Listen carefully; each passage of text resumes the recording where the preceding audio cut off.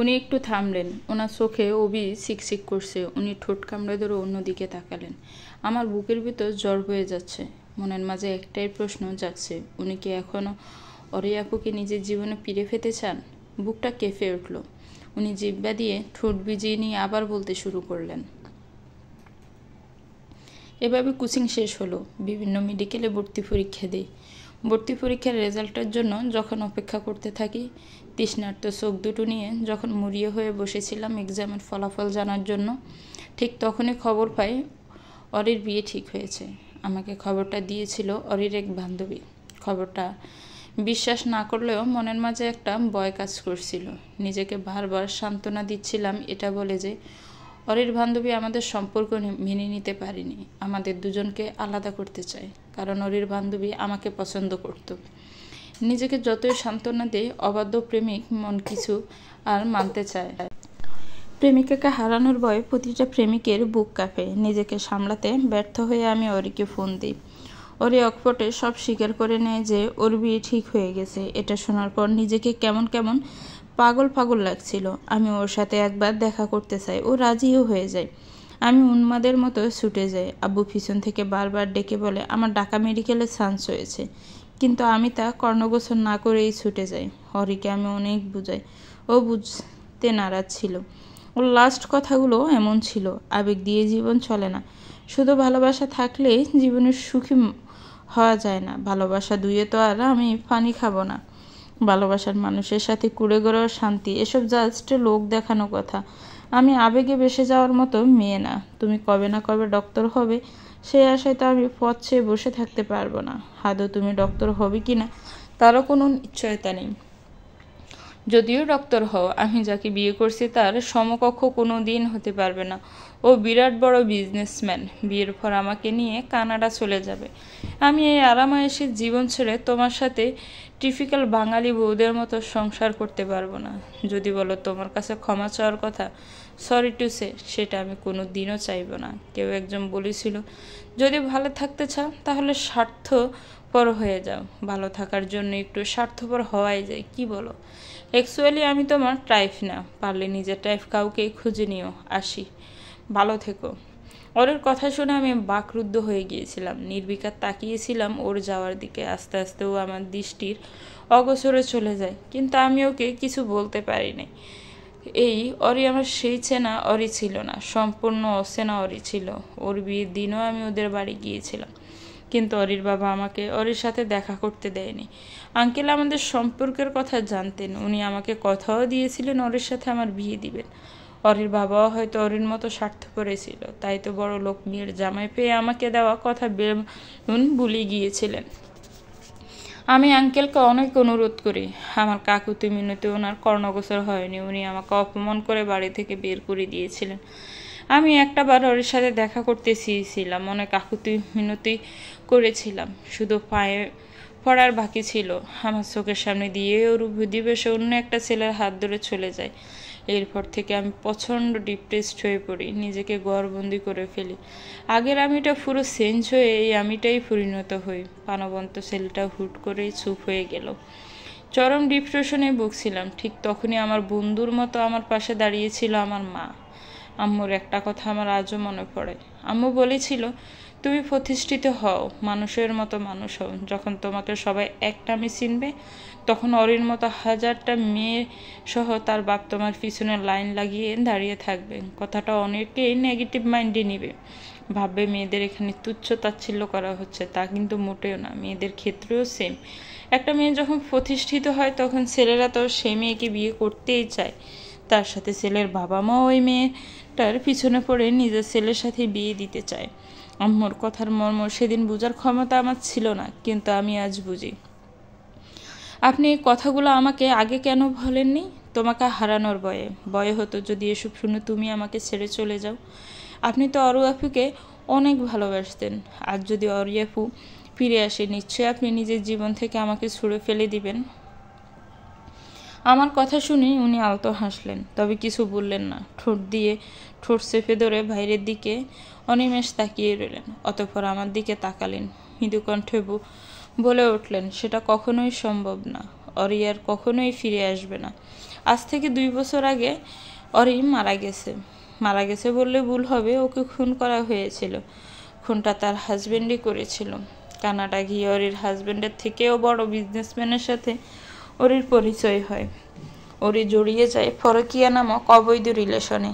এটা জানার পর অরির হাজবেন্ড মেনে নিতে পারেনি। অরির হাজবেন্ড অরিকে ভীষণ ভালোবাসতো, তাই উনি মেনে নিতে পারেননি তার স্ত্রী তাকে ছাড়া অন্য কাউকে ভালোবাসে। ওই ভদ্রলোক তাই নিজের হাতে অরিকে খুন করে। এখন অবশ্য ওই ভদ্রলোক মেন্টাল অ্যাসাইলামে আছেন। প্রকৃতপক্ষে অরি কাউকেই ভালোবাসেনি। অরি সবার টাকাকে ভালোবেসেছে। 3টা ছেলের জীবন নিয়ে খেললো। আর রইল তোমাকে নিজের জীবন থেকে ছুঁড়ে ফেলে দেওয়ার কথা, সেটা আমি কোনোদিনও পারবো না। কারণ তোমাকে নিজের জীবন থেকে ছুঁড়ে ফেলে দিতে হলে যা আমাকে নিজের শরীর থেকে নিজের আত্মাটা ছুঁড়ে ফেলে দিতে হবে। আমার সাহনের নির্বিকার। এই লোকটা ভালোবাসি না বলেও কত সুন্দর করে বুঝিয়ে দেন উনি আমাকে কতটা ভালোবাসেন। আমি নিঃশব্দে ওই স্থান ত্যাগ করলাম। দিনটা শুক্রবার, চারিদিকে সূর্যের আলো ঝলমল করছে আর মৃদুমন্দ বাতাস বইছে। সকাল সকালই মনটা ফুরফুরে হয়ে গেল। আজকে আমি আর রুদ্র দুজনেই বাসায়। মাঝে আর একটা দিন বাকি রমজান মাস শুরু হওয়ার। ছোটবেলায় রমজান মাস নামটা শুনলে কেমন যেন একটা এক্সাইটমেন্ট কাজ করতো। রমজান মাসের পরই আসবে ঈদ, নতুন জামা কিনবো, সবার কাছ থেকে সালামি নেওয়া। ঈদের আগের দিনে রাতে তো এক্সাইটমেন্টে আমার ঘুমই হতো না। কাজিনদের মাঝে প্রতিযোগিতা হতো ঈদের দিন সকালে কে সবার আগে ঘুম থেকে উঠতে পারে। তার ছোটবেলার পাগলামিগুলো মনে পড়লে এখনো হাসি পায়। নিজের কোমরের 2 পাশে বলিষ্ঠ হাত জোড়া স্পর্শ পেয়ে আমি কেঁপে উঠলাম। নিঃশব্দে উনি আমাকে পিছন থেকে জড়িয়ে ধরে আমার কাঁধে থুতনি রাখলেন। ওনার নিঃশ্বাস আমার কান গাল ছুঁয়ে যাচ্ছে। আমার নিঃশ্বাস দ্রুততর হয়ে আসছে, শরীর অসাড় হয়ে আসছে। আমি 2 হাতে ব্যালকনির রেলিং খামচে ধরি। খালামণি, মামা তোমরা কই? এই দেখো আমি চলে এসেছি। নিধির কণ্ঠ শুনে উনি আমার থেকে চিটকে দূরে সরে গেলেন। নিধি কোমরে 2 হাত দিয়ে ব্যালকনির দরজায় সামনে দাঁড়ায়। আমাদের দিকে চোখ পাকিয়ে তাকিয়ে বলে, তোমরা দুজন এখানে কি করছো বলো তো? আমি সেই কখন থেকে তোমাদের ডেকে চলেছি। তোমাদের ডাকতে ডাকতে আমার গলা ব্যথা হয়ে গেল। রুদ্র কপালে পড়ে থাকা চুলগুলো পিছনে ঠেলে দিয়ে এসে নিধিকে কোলে তুলে নিল। নিধির এক গাল টেনে বলে, আমার মামুনিটা অনেক বড় হয়ে গেছে। তা মামুনি, তুমি কেমন আছো? নিধি রুদ্র চুল টেনে ধরে বলে, আমি অনেক ভালো আছি। আমি খালামণির কোলে যাব। রুদ্র একটু অবাক হয়ে বলে, খালামণির কোলে যাবে কিভাবে? তোমার খালামণি কই? নিধি আমার দিকে ইশারা করে বলে, ওই তো আমার খালামণি। ও তো তোমার খালামণি না, ও তোমার মামিমণি। নিধি চোখ ছোট ছোট করে বলে, তুমি আমাকে উল্টাপাল্টা শিখাচ্ছ। আম্মু বলেছে রিয়া খালামণি আমার খালামণি। আমি তোমার কি হই? মামা। মামার বউ তোমার কি হবে? মামি। রিয়া তো আমার বউ, তাহলে রিয়াকে তুমি কি বলে ডাকবে? খালামণি। একটু আগে না বললে আমার বউকে মামি ডাকতে হয়? তাহলে রিয়া তোমার খালামণি হয় কি করে? রিয়া তো তোমার মামি। রিয়া খালামণি আমার খালামণি। খালামণি খালামণি। রুদ্র বিভিন্ন কলা কৌশলে নিধিকে বোঝানোর চেষ্টা করছে আমি তার খালামণি না, আমি তার মামি। নিধি বুঝতে নারাজ। তার এক কথা, আমি তার খালামণি। নিধি আর রুদ্রর কাণ্ড দেখে আমি ঠোঁট টিপে হাসছি। নিধি আসাতে যেন বাসাটা পরিপূর্ণ লাগছে। আর যেখানে নিয়াম ভাইয়ার মতো একজন মানুষ, সেখানে হই হুল্লোড় হবে না? এটা হতেই পারে না। সবাইকে হাসিয়ে মারার জন্য উনি একাই যথেষ্ট। উনি ভীষণ ভোজন রসিক, তাই তো মামুনি বাহারি রকমের রান্না করেছেন। অবশ্য সবগুলো আইটেমই আমার চেক করা হয়ে গেছে। প্রত্যেকটা আইটেমই জাস্ট অসাধারণ হয়েছে। ইতিমধ্যে সবাই লাঞ্চ করতে বসে গেছে। লাঞ্চ করার জন্য আমি সবার শেষে বসলাম। আম্মু ফোন দিয়েছিল, তাই আমার একটু দেরি হয়ে গেছে। আমি আসতে সবাই খাওয়া শুরু করে দিল। হুট করে খাওয়ার মাঝে পায়ে সুরসুরি অনুভব করলাম। আমি টেবিলের নিচে তাকালাম। রুদ্র নিজের পা দিয়ে আমার পায়ে সুরসুরি দিচ্ছেন। উনি বিপরীত দিকে আমার সোজাসুজি বসেছেন। আমি ওনার দিকে চোখ ফাঁকিয়ে তাকালাম, কিন্তু কোনো কাজ হলো না। ওনার কোনো হেলদোল নেই। উনি এক মনে খেয়ে যাচ্ছেন। আমি ফাটা সরিয়ে নিতে চাইলে রুদ্র নিজের পা দিয়ে আমার পা চেপে ধরেন। আমি একটু খাচ্ছি আর বারবার এদিক ওদিক তাকাচ্ছি। কেউ দেখে ফেললো সর্বনাশ হয়ে যাবে, মান সম্মান সব প্লাস্টিক হয়ে যাবে, লজ্জায় আর কারোর সামনে আসতে পারবো না। আমি তাড়াহুড়ো করে খাওয়া শুরু করলাম। খাওয়া শেষ করে এখান থেকে যেতে পারলেই বাসি। উনি পা ছেড়ে দিয়ে আমার পায়ের উপর নিজের পা দিয়ে স্লাইস করতে শুরু করলেন। প্লাজো পরে থাকা প্লাজো বেশ খানিকটা উপরে উঠে গেল। আমি চমকে গিয়ে লাফিয়ে উঠলাম। উনি অপ্রস্তুত হয়ে পড়লেন। এমন কিছু হবে যে উনি হয়তো ভাবতে পারেননি। খাওয়ার মাঝে এভাবে লাফিয়ে ওঠায় গলায় খাবার আটকে গেল। আমি কাশতে কাশতে শুরু করলাম। মামুনি দ্রুত এসে আমার দিকে এক গ্লাস পানি এগিয়ে দিল। নিয়াম ভাইয়া হালকা কাশি দিয়ে বলেন, রিয়া, তোমার কথা হয়তো কারো মনে পড়ছে। তুমি হয়তো কারো বুকে আগুন জ্বালিয়ে দিয়ে খেতে বসেছিলে। নিয়াম ভাইয়া মিটি মিটি হাসছে। কথাটা শোনার সাথে সাথে মুখ থেকে পানি ছিটকে বেরিয়ে এলো। আমার আর বুঝতে বাকি রইল না নিয়াম ভাইয়া পুরো বিষয়টা অবলোকন করেছেন। আমার আর এখানে একদণ্ড দাঁড়ানোর সাহস হলো না। লজ্জায় মাথা কাটা যাচ্ছে নিয়াম ভাইয়ার সামনে। সি সি, সবাই আমাকে পিছন থেকে অনেক ডাকলো, কিন্তু আমি কারো কোনো কথা পাত্তা না দিয়ে রুমে চলে এলাম। উনি রুমে আসতে আমি ওনার দিকে প্রশ্ন ছড়ে দিলাম, আপনার কি হয়েছে বলুন তো? আপনি এমন অদ্ভুত বিহেভ কেন করছেন বলুন তো? আমার কি হয়েছে আমি নিজেও বুঝতে পারছি না। আমি নিজের হাত পা, ঠোঁট, নাক, কান, চোখ কিছুই কন্ট্রোল করতে পারছি না। এই দেখো না, তোমাকে দেখেই আমার এখন ঠুস ঠাস চুমু খেতে ইচ্ছে করছে। ওনার দিকে আমি গোল গোল চোখে তাকিয়ে আছি। আমি ওনার কথা শুনে অবাক হইনি, মোটামুটি শকড হয়েছি। আমি ওনার কাছে এগিয়ে আসতে আসতে বলেন, এই ধরো, এখন ইচ্ছে করছে তোমাকে জড়িয়ে ধরে। উনি থেমে গিয়ে চোখ টিপ দিয়ে বলেন, আমি কি মিন করছি তুমি বুঝতে পারছো তো? সি, কি অশ্লীল কথাবার্তা। আপনি দূরে যান। আপনার ইন্টেনশন আমার একদম ভালো লাগছে না। আহা, এসব বললে চলে নাকি? এখন কি দূরে দূরে থাকার সময়? এখন তো সময় কাছে আসার। উনি আমার অনেকটা কাছে চলে আসেন, ঘাড়ের পিছনে এক হাত রাখেন। আমার চোখ বন্ধ করে ফেলি। কারো জঙ্কার তোলা হাসির শব্দ শুনে জটফট চোখ খুলে ফেলি। আমি চোখ খুলতেই উনি হাসি থামিয়ে দিয়ে ঠোঁট চেপে আর আমার নাকটা হালকা টেনে বলেন, আমার ইন্টেনশন ভালো না কি? তোমার ইন্টেনশন ভালো না?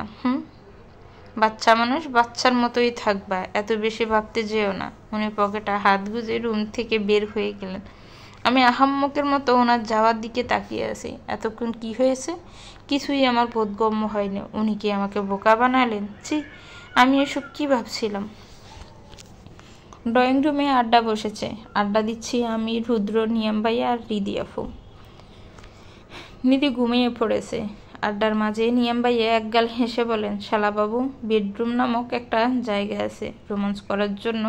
তোমাদের বেডরুম আছে। রোমান্স বেডরুমে করার জিনিস, পাবলিকলি ডাইনিং টেবিলে বসে করার জিনিস না। নিয়াম ভাইয়ার কথা শোনা মাত্রই লজ্জায় আমার ঘাল দুটো রক্তিম হয়ে উঠল। নিয়াম ভাইয়া যে দুপুরের ঘটনাকে এভাবে টেনে টুনে বলছেন সেটা আমি বেশ বুঝতে পারছি।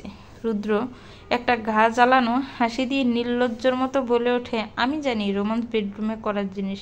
কি বলতো, বাসায় একটা বাচ্চা আছে, হুটহাট রোমান্স টাইমে চলে আসে। বাচ্চাদের সামনে তো আর রোমান্স করা যায় না।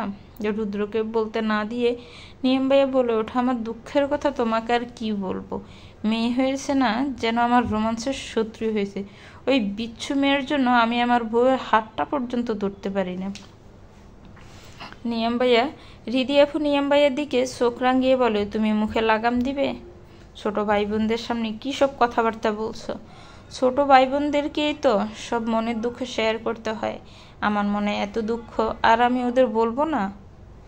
রিদি আপু নিয়াম ভাইয়ের দিকে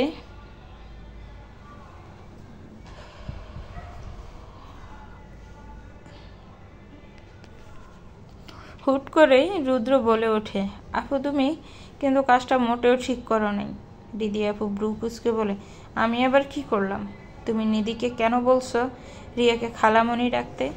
রিয়া আমার বউ, তাহলে নিধি তো রিয়াকে মামি ডাকবে, তাই না? নিয়াম ভাইয়ের সুর টেনে বলে, এখানে উপস্থিত সকলেই জানে রিয়া তোমার বউ, তাই রিয়া আমার বউ এমন করে বলতে হবে না। রিয়া তোমার বউ হওয়ার আগে তোমার খালাতো বোন ছিল, সেই হিসেবে রিদিও বোন, তাই রিদি নিধিকে বলেছিল রিয়াকে খালামণি ডাকতে। সে যাই হোক, তুমি নিধিকে বলবা রিয়াকে মামিমণি ডাকতে। রিদি আপু বিরক্ত হয়ে বলল, তুই এমন করছিস কেন? নিধি রিয়াকে খালামণি ডাকুক আর মামিমণি ডাকুক, তাতে তোর কি? রিয়ার যদি সমস্যা না হয় তোর কি সমস্যা? আমিও রিদি আপুর সাথে তাল মিলিয়ে বললাম, সেটাই তো, আমার যখন সমস্যা হচ্ছে না তাহলে আপনার এত সমস্যা কেন হচ্ছে? আমি নিধির মামিমণি হওয়ার আগে খালামণি আর নিধির মুখ থেকে খালামণি ডাক শুনতে তো আমার বেশ ভালোই লাগে। নিয়ম ভাইয়া আলতো হেসে রুদ্রের পিঠে চাপড় মেরে বলে, এই বেয়াদব মহিলাগুলো আমাদের মতো অসহায় প্রেমিক পুরুষের দুঃখ কোনো দিন বুঝবে না। ওরা বুঝতেই পারছে না তুমি যে ইনসিকিউর ফিল করছো। আমি ব্রুকুসকে বলি, খালামণি ডাকের সাথে ইনসিকিউর ফিল করার কি আছে? ভাই সত্যিই বলছো, বউরা স্বামীর মন বুঝে না, আর যদি হয় বাচ্চা বউ, তাহলে তো কথাই নেই। যেখানে যার দরকার নেই সেখানে বলতে কলকাতা বুঝে যাবে, আর যেখানে বোঝার দরকার সেখানে কলকাতার কটাও বুঝবে না। রিয়া একদিন নিধিকে নিয়ে স্কুলে গেল। নিধিকে সবার কাছে রিয়াকে খালামণি বলে পরিচয় করিয়ে দিল। রিয়া যে বিবাহিত সেটা তো রিয়াকে দেখে মনে হয় না। নিধির স্কুলের কোনো টিচার যদি রিয়াকে প্রপোজ করে বসে বা বাসায় বিয়ের প্রস্তাব নিয়ে আসে, তখন রুদ্রর কথা শুনে আমি কপালে হাত দিয়ে বসে পড়লাম। একটা খালামণি ডাক থেকে উনি বিয়ে প্রস্তাব পর্যন্ত চলে গেছেন। হৃদয়াপুর মুখ দেখেই বোঝা যাচ্ছে হৃদয়াপুর রুদ্রর উপর মহাবিরক্ত। রুদ্র, তোর মনে হয় না তুই একটু বেশি অদ্ভুত আচরণ করছিস? বউ কি শুধু তোর একারই আছে, আর কারো বউ নেই? সবার বউ থাকলেও আমারটার মতো এমন রসগোল্লা টাইপ বউ কারো নাই, তাই আমি কোনো রিস্ক নিতে পারবো না। অফ পিরিয়ডে হুট করে ইফাত স্যার ডেকে পাঠায়। ইফাত স্যার ডেকে পাঠিয়েছে এটা শুনেই আমার আত্মা কেঁপে ওঠে। রুদ্র যদি জানতে পারে তাহলে তুলোকালাম কাণ্ড বাঁধিয়ে দিবে। পরে ভাবলাম ত্রয়ীকে নিয়ে যায়। রুদ্র কিছু বললে বলে দিব ত্রয়ী আমাকে নিয়ে গিয়েছিল। আমার সেই আশাতে জল ঢেলে দিল ইফাত স্যারের অ্যাসিস্ট্যান্ট। স্যার নাকি আমাকে একা যেতে বলেছে। আমি দুরু দুরু বুকে ইফাত স্যারের রুমের সামনে আসি। বারবার এদিক ওদিক তাকিয়ে দেখি আশেপাশে কোথাও রুদ্র আছে কিনা। যদি থাকে আর আমাকে ইফাত স্যারের কেবিনে যেতে দেখে তাহলে আমার খবর আছে। কেবিনের দরজা নক করতে স্যার ভিতরে যাওয়ার জন্য অনুমতি দেয়। আমি পা টিপে টিপে রুমে প্রবেশ করলাম। সিট ডাউন স্যার বলার সাথে সাথে আমি বসে পড়লাম। আমি বসতে স্যার টক টক করে এক গ্লাস পানি খেয়ে নিলেন। টিস্যু দিয়ে বারবার কপালে জমে থাকা বিন্দু বিন্দু ঘাম মুছছেন। উনি অস্বস্তিতে হাঁসফাঁস করছেন। স্যার আপনি কি কিছু বলবেন? উনি দ্বিতীয়বারের মতো আরও এক গ্লাস পানি খেয়ে নিলেন। উনি আমতা আমতা করে বলেন, অ্যাকচুয়ালি তোমাকে কিছু কথা বলার ছিল। কীভাবে বলবো বুঝতে পারছি না। তুমি আমার ছাত্রী, তোমাকে এই কথাগুলো বলা ঠিক হবে কি না তাও বুঝতে পারছি না। স্যার আপনি নির্দ্বিধায় বলতে পারেন।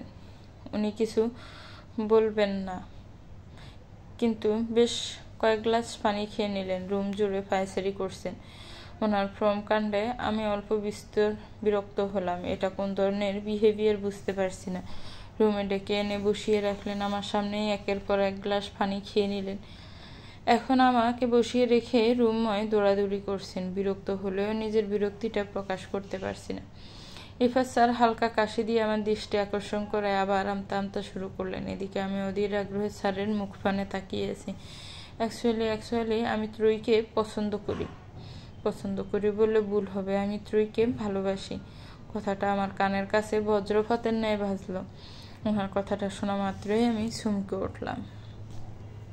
হয়তো উনি আরও কিছু বলছিলেন, সেগুলো আমার কর্ণগোচর হলো না। আমি নীরবে স্যার কক্ষ থেকে প্রস্থান করলাম। এদিকে আমি ভাবছি এই কথাটা তুই জানলে কি হবে? ইফাত স্যারের জীবন নিয়ে টানাটানি শুরু হয়ে যাবে। স্কুল লাইফে ত্রয়ীর ফাইভেট টিউটর ত্রয়ীকে প্রপোজ করেছিল, সেটা নিয়ে ত্রয়ী যা কাণ্ড করেছিল। ইফাত স্যারের কথা জানলে তো ইফাত স্যারের কী অবস্থা করবে সেটা আল্লাহ ভালো জানে। কিরে, স্যার তোকে কি বললো? এতক্ষণ ধরে তোরা কি বিষয় নিয়ে আলোচনা করলি? তোরই আমার কাঁধে হালকা ধাক্কা দিয়ে কথাটা বলল। তোর কথা পাত্তা না দিয়ে আমি হাঁটতে শুরু করলাম। কিরে বলবি না? এই বেটায় তোর প্রপোজ করে ফেলেনি তো?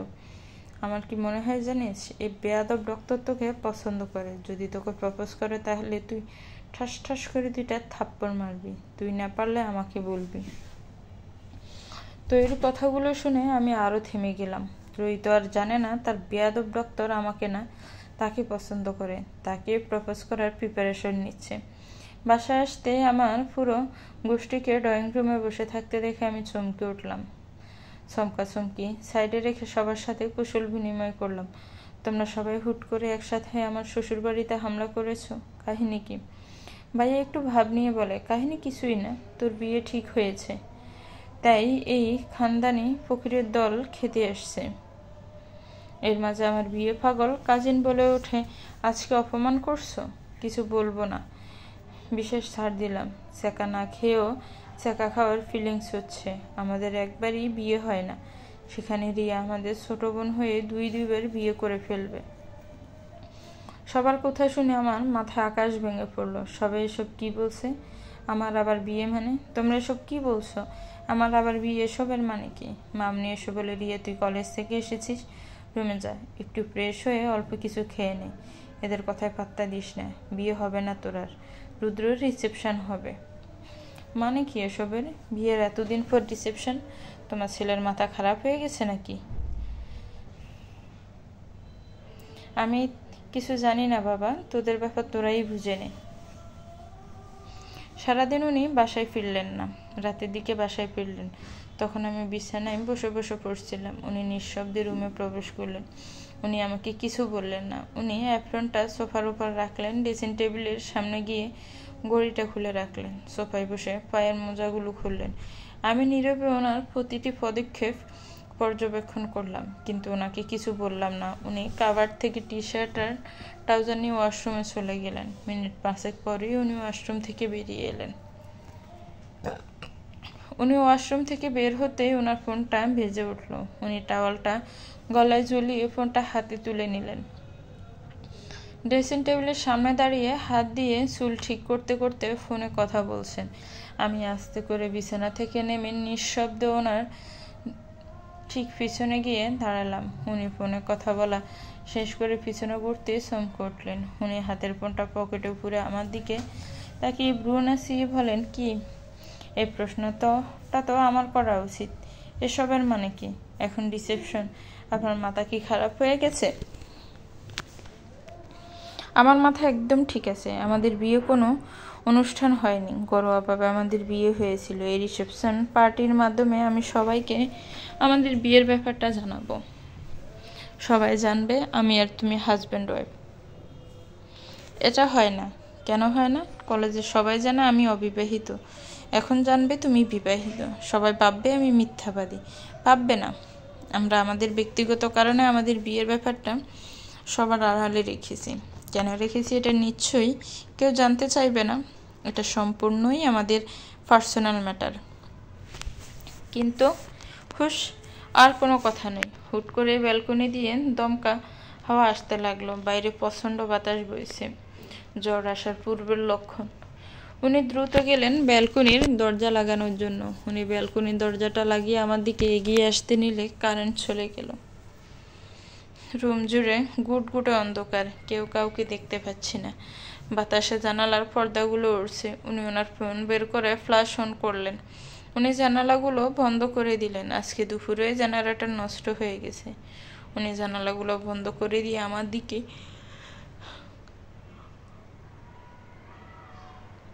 এগিয়ে আসলেন। বৃষ্টি পড়া শুরু হয়েছে। বৃষ্টি পড়ার শব্দে আমি স্পষ্ট শুনতে পাচ্ছি ঘড়ির কাঁটা 12টা। ঘর পা দিতেই উনি ফোনের ফ্ল্যাশ অফ করে দিলেন। প্রায় সাথে সাথে ঠাসঠুস বেলুন ফাটানোর শব্দ কানে এলো। হুট করে বেলুন ফাটানোর শব্দে আমি ভয় পেয়ে গেলাম। সাথে কিছু কণ্ঠস্বর কানে ভেসে আসলো, হ্যাপি বার্থডে ডিয়ার রিয়া। চারদিকে আলোয় আলোকিত হয়ে উঠলো। আমাকে ঘিরে দাঁড়িয়ে আছে সবাই, সবার হাতে রঙে বেরঙের বেলুন। আজকে তো আমার জন্মদিন। আমার তো মনেই ছিল না। কি অদ্ভুত ব্যাপার, নিজের জন্মদিনের কথা নিজেরই মনে নেই। পিছন থেকে কেউ একজন আমার চোখ বেঁধে দিল। আমি চোখের ওপর হাত রেখে কিছু বলতে যাব, তার আগেই কেউ একজন আমাকে পিছন থেকে কোলে তুলে নিল। আকস্মিক ঘটনায় আমি ভয়ও পেয়ে গেলাম, চমকিয়ে উঠলাম। আমার মাথা ঠেকলেও ওই ব্যক্তির বক্ষে শরীর থেকে আসা মনোমুগ্ধকর মাতাল করা ঘ্রাণ আমাকে জানান দিচ্ছে এই ব্যক্তিটা রুদ্র ছাড়া আর কেউ না। আমি ভয় পেয়ে রুদ্রের বাহুর কাছে শার্ট খামচে ধরলাম। আমি অস্থির হয়ে বলে উঠলাম, আপনি আমাকে কোথায় নিয়ে যাচ্ছেন? গেলেই দেখতে পাবা। এখন চুপ থাকো। উনি আমাকে নিয়ে সিঁড়ি দিয়ে নামাচ্ছেন। আমি স্পষ্ট বুঝতে পারছি উনি আমাকে একটা জায়গায় নিয়ে এসে কোল থেকে নামিয়ে দিলেন। প্রায় সাথে সাথে একটা ধমক দিয়ে বলে উঠল, নেই তুমি কি খাওয়া দাওয়া করো না? নিজের স্বাস্থ্য দেখছো? একটা ক্লাস 5-এর বাচ্চার ওজনও তোমার থেকে বেশি। আমি ওনার কথা শুনে গাল ফুলিয়ে বলে উঠলাম, একদম অপমান করবেন না। আমার একজন একদম ঠিকঠাক আছে। আপনি স্লিম ফিগারের কি বুঝেন? নিজে তো দিন দিন ভুঁড়িওয়ালা হয়ে যাচ্ছেন। হৃদয় আপু আমাদের দুজনকে থামিয়ে দিয়ে বলেন, তোরা একটু চুপ করবি? নে রিয়া, এবার চোখের বাঁধনটা খুল। আমি গিট খোলার চেষ্টা করছি, কিন্তু পারছি না। আমি গিট খুলতে দেওয়ার জন্য হৃদয় আপুকে ডাক দিলাম, কিন্তু হৃদয় আপু প্রত্যুত্তর করলো না। আশেপাশে কারো সারা শব্দ পাচ্ছি না। অনেক চেষ্টা করে গেট খুলতে সক্ষম হলাম। চোখের উপর থেকে কাপড় সরাতে আমি হালকা ভয় পেলাম। চারিদিকে অন্ধকার, কেউ কোথাও নেই। হুট করে চারিদিকে লাইট জ্বলে উঠলো, বাজি ফাটানোর মতো শব্দ কানে এলো। চারিদিকে বেলুন রং বেরঙের দিয়ে সাজানো। ড্রয়িং রুমের মাঝখানে একটা টেবিল, টেবিলের ওপর বেশ বড় সাইজের একটা কেক। আমি অবাক হয়ে চারদিক দেখছি। এভাবে বাসা কে সাজালো, আর কখনই বা সাজালো? আমি তো কিছুই টের পেলাম না। আমার অগোচরে এত কিছু ঘটে গেল। আমার মনোভাব হয়তো নিয়ম ভাইয়া বুঝতে পারলো। নিয়ম ভাইয়া হালকা হেসে বলে, এসব কিছু তোমার বর মহাশয় করেছেন, আমরা তো শুধু সাহায্য করেছি। সেই সন্ধ্যা থেকে ডেকোরেশন করা হচ্ছে। আশ্চর্যজনকভাবে আজকে সন্ধ্যা থেকে আমি একবারের জন্য রুম থেকে বের হইনি। আমি রুদ্রের দিকে তাকালাম। রুদ্রর ঠোঁটের কোণে ঝুলে আছে অমায়িক হাসি। এই হাসিটা দেখার জন্য আমি এক জনম পার করে দিতে পারি। সকাল 9টা বাজে। কলিং বেলের কর্কশ আওয়াজে ঘুম ভেঙে গেল। গতকাল কেক কাটা, বার্থডে সেলিব্রেট, খাওয়া দাওয়া করে আড্ডা দিয়ে রাত 9টার দিকে ঘুমানোর জন্যই সবাই সবার জন্য বরাদ্দকৃত রুমে গিয়েছিল। এত রাত অবধি জেগে থাকার জন্যই হয়তো এখনো কেউ ঘুম থেকে ওঠেনি। কলিং বেলের আওয়াজটা আমার বিরক্ত লাগছে। বিরক্ত নিয়ে উঠে দাঁড়ালাম। এলোমেলো চুলগুলা হাত দিয়ে খোপা করে মাথায় ওড়না দিয়ে ভালো করে ঘুমটা দিয়ে নিলাম। ড্রয়িং রুমে এসে আশেপাশে তাকালাম, কিন্তু কাউকে দেখতে পেলাম না। আমি দরজা খোলার জন্য এগিয়ে গেলাম। দরজা খুলতে দরজার সামনে 2টা ছেলেকে দাঁড়িয়ে থাকতে দেখে আমার ব্রু কুঁচকে। ছেলে দুটোকে আমি চিনি না, আগে কোনোদিন দেখেছি বলেও মনে পড়ছে না। মামুনিদের আত্মীয় হলো তো আমি চিনতাম। ছেলে দুটো আমাকে দেখেই সালাম দিল, আসসালামু আলাইকুম ভাবি। আমি চমকে ছেলে দুটোর দিকে তাকালাম। এর আগে কেউ কখনো আমাকে ভাবি ডাকেনি। আমি একটু বিব্রত হলাম, তবু হালকা হেসে বললাম, ওয়ালাইকুম আসসালাম। কেমন আছেন ভাবি? আশ্চর্যজনকভাবে ছেলে দুটো যা বলছে দুজন একসাথে, যমজ ভাইদের মতো। না না, যমজ ভাইয়েরা তো আর একসাথে কথা বলে না। মনে হচ্ছে আমি ওনাদের টিচার, ওনারা আমার স্টুডেন্ট। আমি কিছু বলার সাথে সাথে উত্তর না দিলে ওনাদের কানে ধরে দাঁড় করিয়ে রাখবো। আলহামদুলিল্লাহ ভালো। আপনারা আমাকে ভাবি ডাকছেন কেন? আমরা কি পূর্ব পরিচিত? আমাদের কি আগে কোথাও দেখা হয়েছিল? না ভাবি, আজকে আমাদের প্রথম দেখা হলো ভাবি। ভাবি, আমরা রুদ্রর ফ্রেন্ড। ওনার কথা বলার স্টাইল দেখে অবাক হচ্ছি। প্রতি লাইনে লাইনে ভাবি ডাকছে, অতিভক্তি চোরের লক্ষণ। আজকে রুদ্রর ফ্রেন্ড আসবে, আমাকে তো রুদ্র আগে বলেনি। আপনারা যে আসবেন, রুদ্র তো আমাকে কিছু বলেনি। রুদ্র কি জানে না আপনারা আজকে আসবেন? না, আমরা রুদ্রকে না বলে এসেছি। আমরা রুদ্রকে সারপ্রাইজ দেওয়ার জন্য সোজা এয়ারপোর্ট থেকে এখানে চলে এসেছি। আমরা রুদ্রর বন্ধু হওয়া সত্ত্বেও আপনি আমাদের চিনেন না, কারণ আমরা এতদিন দেশে ছিলাম না। রুদ্র বন্ধুদের পিছনে এসে একটা মেয়ে দাঁড়ালো। মেয়েটাকে দেখে আমি চমকে উঠলাম। মেয়েটা দেখতে হুবহুব অরিয়াফুর মতো। হ্যালোসিনেশন হচ্ছে। রুদ্র দুই বন্ধুর পিছনে অরিয়াফু ছিল না, কিন্তু আমি স্পষ্ট অরিয়াফুকে দেখেছিলাম। অরিয়াফুর ঠোঁটের কোণে ছিল আলতো হাসি। সবটাই হ্যালোসিনেশন। এরকম অদ্ভুত একটা কাণ্ড আমার সাথে ঘটছে। মাথা যন্ত্রণা এক সাইড ছেড়ে যাচ্ছে। কি অসহ্যকর অনুভূতি। চুল টেনে ধরে চোখ বন্ধ করে নিলাম। চোখ বন্ধ করতে চোখের সামনে ভেসে উঠল অরিয়াফুর মুখটা। আমি চটপট চোখ খুলে ফেললাম। এসব কি হচ্ছে? আমি কিছুই বুঝতে পারছি না। এমন অদ্ভুত অনুভূতি কেন হচ্ছে? সব জায়গায় অরিয়াপুকে দেখতে পাচ্ছি। রুদ্র হাসতে হাসতে রুমে আসলো। আমার পায়ের কাছটায় উনি বসেন। আমার দিকে ভ্রু কুঁচকে তাকিয়ে বললেন, তুমি তখন এভাবে চলে এলে কেন? আমি ওনার প্রশ্নের জবাব না দিয়ে বললাম, আপনি জানেন হাসলে আপনাকে কতটা সুন্দর লাগে, কিন্তু আপনি তো হাসেন না। যেন হাসলে আপনাকে টাকা দিতে হবে। আপনি কি জানেন আপনার হাসি মুখটা দেখার জন্য আমি চাতক পাখির ন্যায় অপেক্ষা করি? এই, তুমি এভাবে কথা বলছো কেন? তোমার কি হয়েছে? শরীর খারাপ লাগছে? জ্বর আসছে নাকি? আমি মাথা নাড়িয়ে না বললাম। মনে হলো না উনি আমার কথায় বিশ্বাস করেছেন। আমাকে একদম মিথ্যা বলার চেষ্টা করবে না। তোমাকে দেখে আমার একদম ঠিক লাগছে না। তোমার কি মাথা ব্যথা করছে? ওনার কথা শুনে আমি আলতো হাসলাম। ওনার কাছ থেকে আমি কিছু লুকাতে পারি না। আমি মুখ ফুটে না বললেও উনি আমার সব সমস্যার কথা বুঝে যান। আমার মুখ দেখেই বুঝে যান আমার কি প্রয়োজন। মেডিসিন খেয়েছো? না। তা খাবেন কেন? আপনার তো মেডিসিন খাওয়ার প্রয়োজন নেই। আপনি তো এলিয়েন। উনি রাগে গজগজ করতে করতে গিয়ে মেডিসিন নিয়ে আসলেন। পানির গ্লাসটা আমার হাতে ধরিয়ে দিলেন। ম্যাডামের সব দিকে খেয়াল আছে, শুধু নিজের দিকেই খেয়াল নেই। আমি আলতো হেসে বললাম, আমার খেয়াল রাখার জন্য আপনি আছেন তো? যখন আমি থাকবো না তখন কি করবেন? আমি ওনার ঠোঁটের উপর আঙ্গুল রেখে চুপ করিয়ে দিলাম। হুশ, এমন কথা আর বলবেন না। আপনি হিনে আমি নিজেকে কল্পনা করতে পারি না। সেই দিন যেন কখনো না আসে। আল্লাহ যেন আপনার আগে আমার মৃত্যু দেন। রাগেও না চোখ মুখ লাল হয়ে গেছে। উনি পেইন কিলারটা আমার মুখে ঠুসে দিলেন। হাত থেকে টান দিয়ে গ্লাসটা নিয়ে নিলেন। গাল চেপে ধরে আমাকে পানি খাইয়ে দিলেন। আমি অবাক নয়নে ওনার কার্যকলাপ দেখে যাচ্ছি। উনি হঠাৎ এত রেগে গেলেন কেন সেটা আমার বোধগম্য হচ্ছে না। পরক্ষণেই মনে পড়লো আমি একটু আগে মৃত্যুর কথা বলেছিলাম। এটার জন্যই কি উনি রেগে গেছেন? আমার ঠোঁটের কোণে প্রশান্তির হাসি ফুটে উঠল। উনি চলে যেতে নিলে আমি ওনার হাত টেনে ধরে বিছানায় বসিয়ে দিলাম। উনি বিছানায় বসতে আমি ওনার বুকে মাথা রাখলাম। ওনার হাতটা আমার মাথার উপর রাখলাম। একটু মাথায় হাত বুলিয়ে দিবেন? মাথা প্রচণ্ড ব্যথা করছে। দিন না একটু বিলি কেটে। উনি এক হাতে আমাকে জড়িয়ে ধরে আর এক হাতে মাথায় বিলি কেটে দিচ্ছেন। আমি আবেশে ওনাকে দুই হাতে জড়িয়ে ধরলাম। উনি কপালে পরপর 3টে চুমু খেলেন। গায়ে আলতো করে ছুঁয়ে দিতে দিতে বলেন, আমি নিজের অনুভূতি প্রকাশে বরাবরই ব্যর্থ।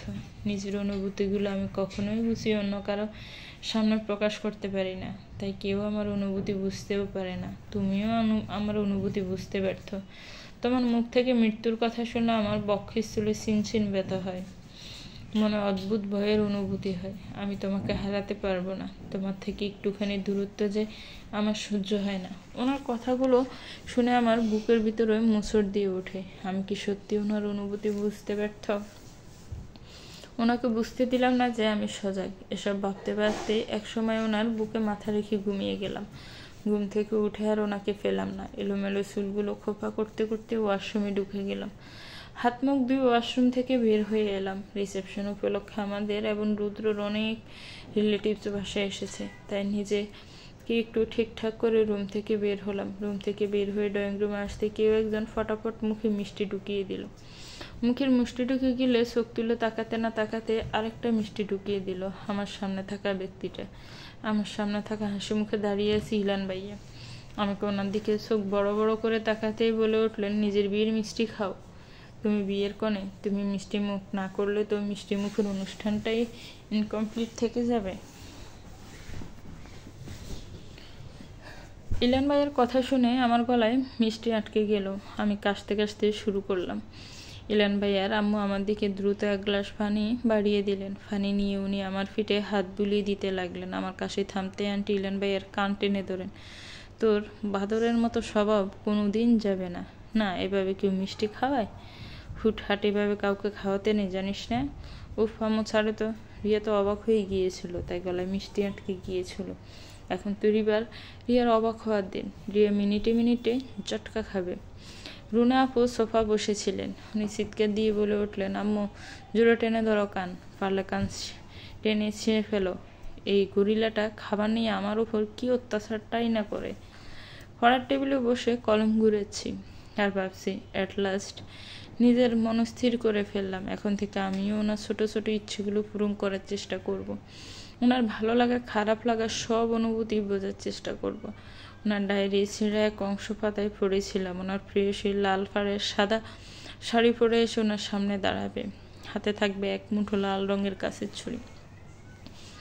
এলোমেলো চুলে ওনার সামনে এসে দাঁড়াবে, উনি নিজ হাতে খোপা করে দিয়ে খোপা বেলি ফুলের মাথা মালা জড়িয়ে দিবে, উনি নিজ হাতে আলতা পরিয়ে দিবেন, ওনার ফ্রেশের রক্তিম গাল জোড়ায় সুম এঁকে দিবেন। উনি কখনো ওনার এই ইচ্ছেগুলো আমাকে বলেননি, কারণ উনি জানেন আমার শাড়ি পরতে ভালো লাগে না। বিয়ের পর থেকে তেমন একটা শাড়ি পরা হয়নি। আলতা পরতে আমার বেশ লাগে। উনি আমার প্রিয় অপ্রিয় জিনিসের এত খেয়াল রাখেন, আমারও উচিত ওনার অনুভূতিগুলোর খেয়াল রাখা। ওনার খুশির জন্য একদিন না হয় নিজের খারাপ লাগা সরিয়ে এক সাইডে রেখে দিলাম। বাগান থেকে এক মুঠো বেলি ফুল নিয়ে এলাম, বেলি ফুলগুলি দিয়ে খুব সুন্দর করে মালা গেঁথে নিলাম। কাবার থেকে লাল পাড়ের সাদা শাড়ি বের করে নিলাম। এই শাড়িটা ত্রয়ী আমাকে গিফট করেছিল, ওনার মনের মতো করে আজকে নিজেকে সজ্জিত করে নিলাম। এখন অপেক্ষা ওনার আসার শব্দ শুনে ব্যালকনিতে চলে এলাম। আমি জানি উনি ফ্রেশ হয়ে আমার খোঁজে ব্যালকনিতেই আসবেন। অল্প কিছুক্ষণ পরে নিজের কাঁধে রুদ্রের ছোঁয়া পেলাম। হুট করে লজ্জায় আমায় ঘিরে ধরলো। লজ্জায় ওনার দিকে তাকাতে পারছি না, লজ্জায় মাথা নিচু করে ওনার দিকে ফিরলাম। ওনার দিকে আলতো বাড়িয়ে দিলাম। উনি আমাকে দেখে অবাক হয়েছেন ঠিকই, হয়তো বুঝতে পেরেছেন আমি ওনার ডায়েরির অংশ বিশেষ পড়ে নিয়েছি। উনি ফ্লোরে বসে পড়লেন, ওনার সাথে সাথে আমিও বসে পড়লাম। উনি মনোযোগ দিয়ে আলতা পরিয়ে দিচ্ছেন। মৃদু বাতাস বইছে, বাতাস ওনার চুলগুলো কপাল ছড়িয়ে ছিটিয়ে পড়ছে। উনি খুব সুন্দর করে হাতে পায়ে আলতা পরিয়ে দিলেন। আমি ওনার দিকে বেলি ফুলের মালাটা এগিয়ে দিলাম, কিন্তু উনি নিলেন না, বরং উনি আমার খুব কাছে এলেন। পরপর দুটো চুমে খেলেন কপালে। উনি সরে গেলেন না, আমাকে দুই হাতে আগলে নিলেন, কানের কাছে ফিস ফিস করে বললেন, তোমাকে যদি একটু ভালোবাসি তাহলে কি খুব বেশি অন্যায় হয়ে যাবে? আমার আলতো স্পর্শ যদি তোমার সর্বাঙ্গে ছড়িয়ে পড়ে তাহলে কি খুব বেশি ক্ষতি হয়ে যাবে? আমি ওনার কথার প্রত্যুত্তর করলাম না, বরং লজ্জাবতী গাছের ন্যায় ওনার বুকে মুখ গুজে নিলাম। উনি আলতো হেসে আমাকে কোলে তুলে নিলেন, আমাকে বিছানায় শুইয়ে দিলেন, লাইট অফ করে দিয়ে আমার কানে ফিস ফিস করে কয়েকবার বললেন, ভালোবাসি। আমি আবেশে চোখ বন্ধ করে নিলাম, দু হাতে খামচে ধরলাম ওনার টি শার্ট। ফোনের কর্কশ সাহায্যে ঘুমটা ভেঙে গেল। চরম বিরক্তি নিয়ে বেডসাইড টেবিল থেকে ফোনটা হাতে নিলাম। ফোনের স্ক্রিনের নামটা দেখি ভয়ে আমার গলা শুকিয়ে আসছে। রুদ্র যদি এখন দেখে ইফাত ছাড়া আমাকে কল দিচ্ছে, এই ফোন দিয়ে বাড়ি মেরে আমার মাথা ফাটিয়ে দিবে। আমি ভয়ে ভয়ে রুদ্রের দিকে তাকালাম। উনি গভীর ঘুমে আচ্ছন্ন। ফোনটা বাজতে বাজতে কেটে গেল, জানি আবার ফোন দিবে। এদিকে আমি নড়তেও পারছি না। রুদ্র নিজের সাথে আমাকে শক্ত করে জড়িয়ে রেখেছে। রুদ্র ঘুমের করে একটু নড়েচড়ে উঠতে হাতের বাঁধন আরও দৃঢ় হলো। আবার ফোন বেজে উঠলো। আমি দ্রুত ফোনটা সাইলেন্ট করে ফেললাম, কিন্তু ততক্ষণে রুদ্র সজাগ হয়ে গেল। উনি গমজানো কণ্ঠে বললেন, কে ফোন দিয়েছে? আমি উত্তর দিলাম না। আমি যদি বলি ইফাত স্যার ফোন দিয়েছে, উনি আমার সম্পূর্ণ কথা না শুনেই রাগারাগি শুরু করে দিবেন। উনি আমাকে ছেড়ে দিতে আমি উঠে বসলাম। উনি দুই হাতে আমার কোমর জড়িয়ে ধরলেন, ফেটে মুখ গুজে দিয়ে বললেন না তো কে ফোন দিয়েছে? ওনার এমন স্পর্শে আমার শরীর অসাড় হয়ে আসছে। আমার হাত থেকে ফোনটা বিছানায় পড়ে গেল। উনি নিজেই বিছানার উপর থেকে ফোনটা হাতে নিলেন। ফোনের স্ক্রিনের নামটা দেখে উনি আমার দিকে অগ্নি দৃষ্টি নিক্ষেপ করলেন। আমি ভয়ে ভয়ে ওনার দিকে তাকালাম। আমি কিছু বলার প্রয়াস করার পূর্বে উনি ফোনটা রিসিভ করে নিলেন। ফোন স্পিকারে দিয়ে আমাকে কথা বলার জন্য বললেন। আমি ভয়ে ভয়ে বললাম, আসসালামু আলাইকুম স্যার। ওয়ালাইকুম আসসালাম। কেমন আছো রিয়া? আলহামদুলিল্লাহ ভালো, আপনি? আলহামদুলিল্লাহ ভালো। কথাটা বলে উনি একটু থামলেন। বুঝতে পারছি উনি কিছু বলার প্রয়াস করছেন। উনি আমতা আমতা করে বললেন, রিয়া, তোমাকে আমি ওই দিন কিছু কথা বলেছিলাম, তুমি তো সেই ব্যাপারে কিছু বললে না। আমি তোমার কথা শোনার জন্য অপেক্ষায় আছি। রুদ্র দাঁত চেপে বলেন, এই সত্যি করে বলো তো, ও তোমাকে প্রপোজ করেনি তো? আমি হাত দিয়ে রুদ্রর মুখ চেপে ধরলাম। হালকা কেসে বললাম, স্যার, ওই ব্যাপারে তো আমি কি বলবো আমি নিজেও বুঝতে পারছি না। ত্রয়ীকে ব্যাপারটা কিভাবে বলবেন? ত্রয়ীকে প্রপোজ করি? রুদ্র আমার দিকে চোখ বড় বড় করে তাকায়। হয়তো উনি এতক্ষণে সবটা বুঝতে সক্ষম হয়েছেন। ইফাত স্যার আমাকে নয়, ত্রয়ীকে পছন্দ করে। আমি ওনার মুখের থেকে হাত সরিয়ে নিলাম। প্রপোজ করার বিষয়টা একদমই ঠিক হবে না।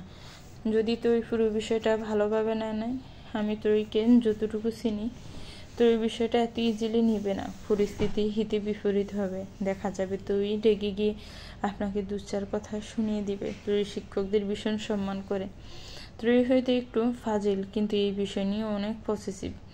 প্রপোজ করাটা মোটেও ঠিক হবে না। রেগে গেলে তুই হুঁশ থাকে না। দেখা যাবে তুই রেগে গিয়ে আপনার চিৎকার চেঁচামেচি শুরু করে দিবে। এটা আপনার ক্যারিয়ারের জন্য মোটেও শুভ হবে না। তাহলে আমি কি করব? নিজেকে কেমন হেল্পলেস লাগছে। ত্রয়ীকে হারিয়ে ফেলার ভয় হয়। ত্রয়ীকে হারিয়ে ফেলার ভয় আমাকে প্রতি মুহূর্তে কুড়ে কুড়ে খায়।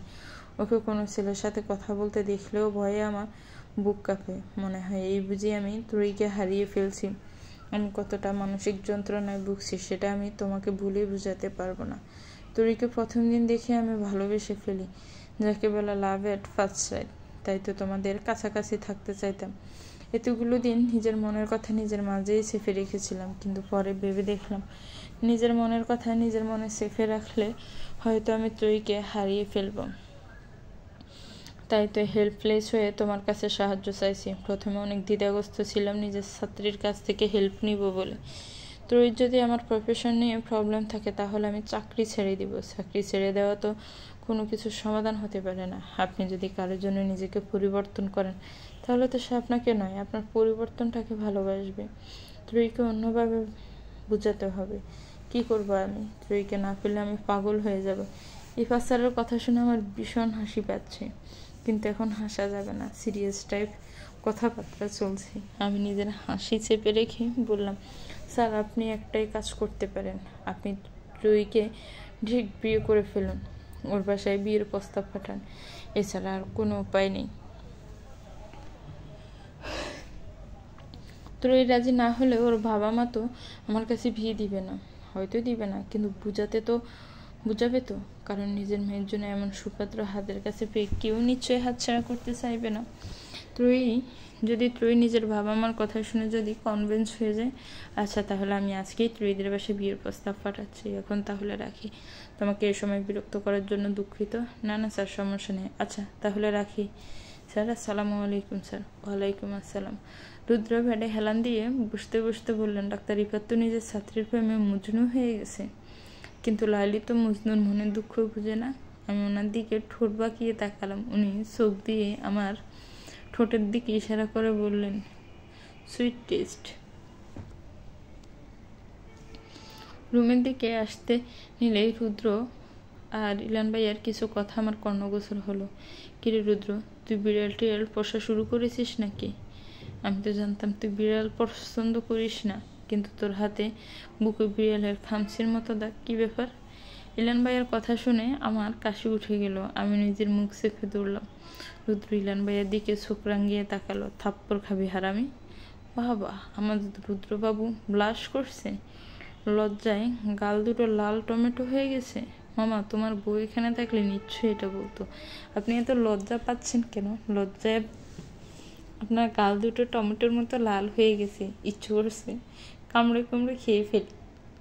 ইলান ভাইয়ের কথা বলার স্টাইল দেখে রুদ্র না চাইতেও হেসে দিল। আস্তে করে ইলান ভাইয়ের পিঠে থাপ্পড় মারল।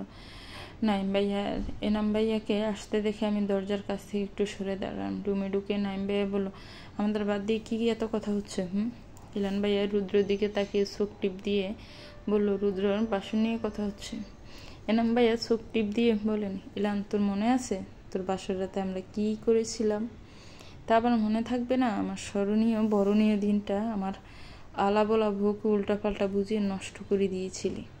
বাসর রাতে বসে বসে লুডো খেলছি, এই কথা মনে হলে এখনো বুকে চিনচিন ব্যথা হয়। ইলান ভাইয়ার কথা শেষ হতেই এনাম ভাইয়া রুদ্র উচ্চস্বরে হেসে উঠে। হুট করে নাইম ভাইয়া রুদ্রর হাত দুটো চেপে ধরে, তুই নিজের লাইফে মুভ অন করেছিস, এটা দেখার পর নিজেকে অনেকটা হালকা লাগছে। মনে হচ্ছে একটা অপরাধ বোধ থেকে মুক্তি পেলাম। তুই ভাবির সাথে ভালো আছিস, সুখে আছিস, এটা জানার পর আমাদের থেকে বেশি খুশি হয়তো কেউ হয়নি। এতদিন ধরে একটা অপরাধ বোধ আমাদের কুড়ে কুড়ে খাচ্ছিল।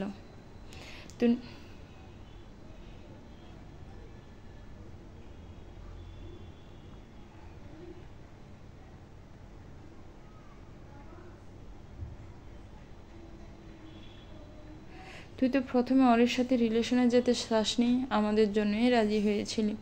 তুই যদি লাইফে কোনো দিন মুভ অন না করতি, তাহলে হয়তো আমরা নিজেদের কোনো দিন ক্ষমা করতে পারতাম না।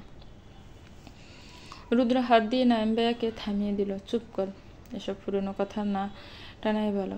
আমি আমার লাইফে অনেক হ্যাপি আছি, তবে আমি অরির কাছেও কৃতজ্ঞ এবং তোদের কাছেও কৃতজ্ঞ। হরে যদি আমাকে ছেড়ে না চলে যেত, তাহলে হয়তো আমি রিয়ার মতো কাউকে নিজের জীবন সঙ্গিনী হিসেবে পেতাম না। তোরা তো আমার ভালোর জন্যই বলছিলি, তোরা কি আর জানতি অরি এমন টাইপ মেয়ে। আমি আমার লাইফে আলহামদুলিল্লাহ ভালো আছি। রিয়ার মতো কাউকে নিজের লাইফ পার্টনার পাওয়ার পর কেউই আর খারাপ থাকতে পারে না। জীবনে হয়তো কোনো ভালো কাজ করেছিলাম, তার বিনিময়ে হয়তো রিয়াকে পেয়েছি। মেয়েটা আমাকে ছাড়া কিছু বুঝে না, তার সব ভালো লাগা খারাপ লাগা আমাকে ঘিরে।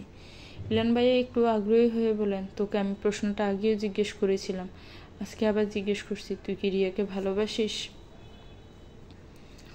ভালোবাসার রং বদলায়, সময়ের সাথে সাথে ভালোবাসা কমে যায় বা বেড়ে যায়, but she is my life.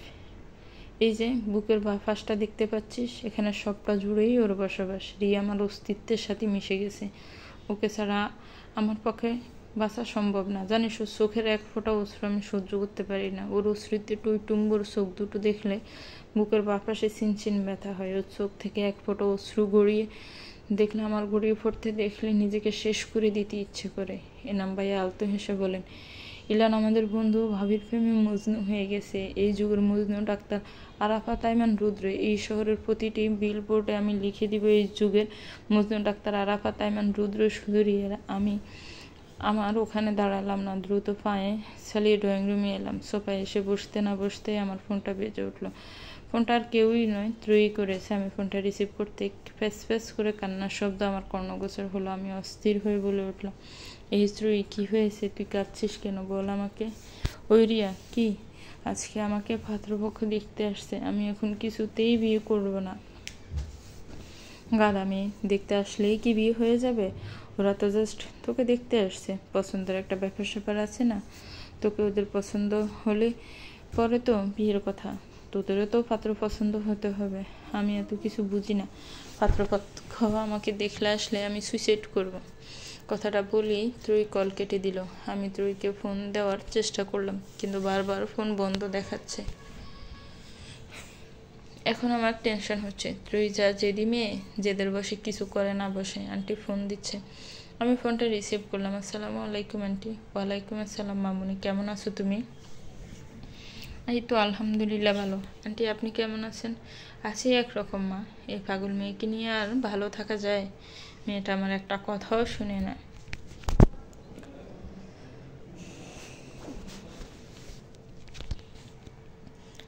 আমি বিষয়টা জানি, তবুও না জানার ভান করে জিজ্ঞেস করলাম, কি হয়েছে আন্টি? কোনো সমস্যা? আর বলো না, ত্রয়ীর জন্য একটা ভালো বিয়ের প্রস্তাব এসেছে। ছেলেটা ডক্টর, তুমি হয়তো চিনবে, তোমাদের মেডিকেলেরই ডক্টর। ছেলেটার নাম ইফাত। কিন্তু মেয়ে আমার এখন কিছুতেই বিয়ে করবে না। আমি বললাম, তোকে এখন বিয়ে করতে তো আমরা বলছি না। তুই পাত্রের পক্ষের সামনে যা, ছেলেটাকে দেখ। যদি পছন্দ না হয় আমাদের বলে দিবি, আমরা ওনাদের না করে দিব। আমরা তো আর তোর ইচ্ছের বিরুদ্ধে গিয়ে ছেলেটার সাথে তোর বিয়ে দিয়ে দিব না। কিন্তু মেয়ে তো আর আমার কথা শোনার পাত্রী না। বলে এক কথা, না এখন বিয়ে করবে না, পাত্রপক্ষের সামনে যাবে না।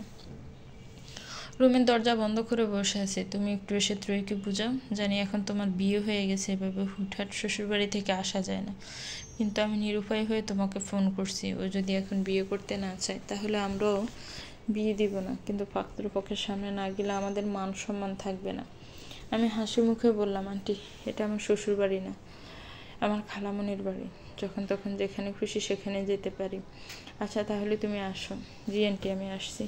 ফোনটা রেখে আমি মামনিকে উদ্দেশ্য করে বললাম, মামনি আমি একটু ত্রয়ীদের বাসায় যাচ্ছি, রুদ্রকে সাথে নিয়ে যায়। রুদ্র না গেলে ড্রাইভার নিয়ে যাবে। রিক্সা করে যাওয়ার একদম চেষ্টা করবি না, আর সাবধানে যাবে।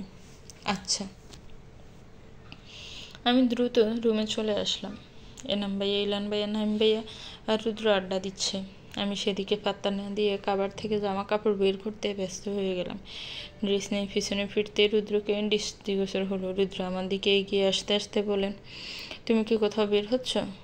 আমি কিছু বলার আগে ওই পাশ থেকে নাইম ভাইয়া বলে উঠলেন, হ্যাঁ গো মজনু, তোমার লাইলি এখন বের হবে। রুদ্র ওনাদের দিকে চোখ রাঙিয়ে তাকালো, কিন্তু এতে ওনাদের কোনো হেলদুল নেই। ওনারা ওনাদের মতোই হাসিতে মতল। রুদ্র আবার আমাকে প্রশ্ন করলো, কোথায় যাবা?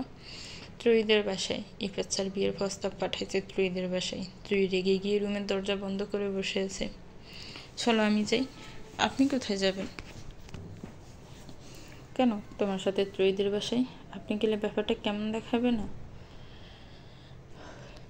আমি কি তোমাকে একা যেতে দিব নাকি?